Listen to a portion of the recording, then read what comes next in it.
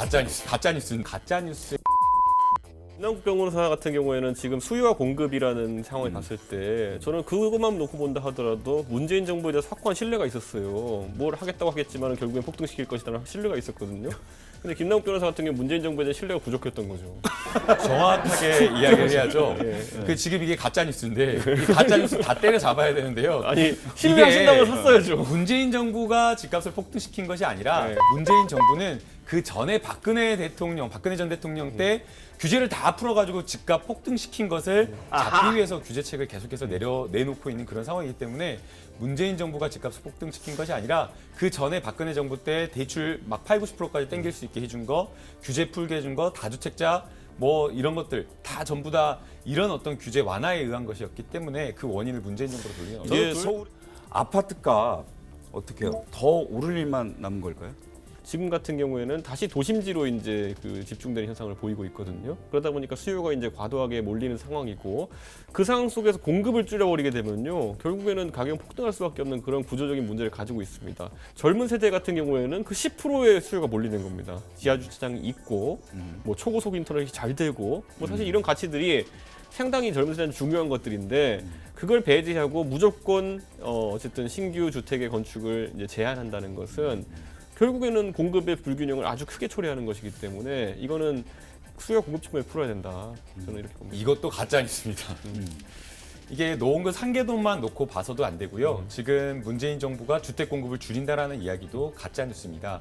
지금 재개발 규제와 관련되어서 이 승인 조건을 까다롭게만 했을 뿐이지 재개발 자체를 막은 바 없고요. 그리고 재개발을 막은 이유는 공급을 줄이는 정책을 쓰겠다라고 한 것이 아니고 이 재개발 주택 개발하면서 이 재개발로 인한 그 분양이 해당 그 지역의 동네의 아파트 가격에 영향을 주기 때문에 투기 굉장히 급등하는 그 상황 속에서 이러한 어떤 재개발 사업을 그냥 무분별하게 풀어놓을 수는 없다라고 해서 규제와 관련된 조건을 강화시킨 것이고요. 이런 어떤 아파트 공급을 줄이겠다라는 차원에서 접근한 것이 아닙니다. 이번에 지금 민간주택에 대해서 분양가 상한제를 실시하겠다라고 하면서 이 정부에서도 가장 크게 걱정을 하는 것이 혹시나 이 분양가 상한제로 인해서 공급이 조금 왜곡되지 않을까. 단기에는 큰 영향이 없겠지만 장기적으로 갔을 때에는 분양가 상한제로 인한 공급 축소 우려가 있기 때문에 그런 어떤 우려를 해소하기 위해서 이 주택 공급을 안정적으로 늘리겠다라고 이야기를 하고 있기 때문에 지금 뭐 문재인 정부의 정책 기조에 대해서 좀 평가를 좀 해주신 거라고 보여지는데 그러면 조언 한마디씩 좀 해주시죠. 네, 뭐 제가 정부에 감히 조언하기엔 좀 어렵고요. 시장에 나와 있는 가짜 뉴스에 현혹돼서는 안 된다고 생각이 됩니다.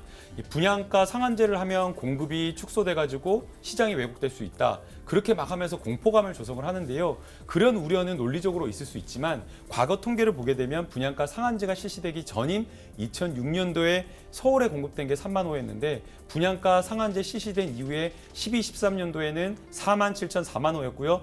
13년도에는 4만 5천 호였습니다. 오히려 더 늘어났습니다. 그렇기 때문에 공급이 축소된다라는 우려는 있을 수 있지만 현실은 그렇지 않다. 그리고 정부가 오히려 4만 호 이상의 충분한 공급을 늘리겠다라고 하고 있는 그런 상황이기 때문에 이런 어떤 부정적인 것에 휩쓸려서는 안 된다고 생각이 듭니다.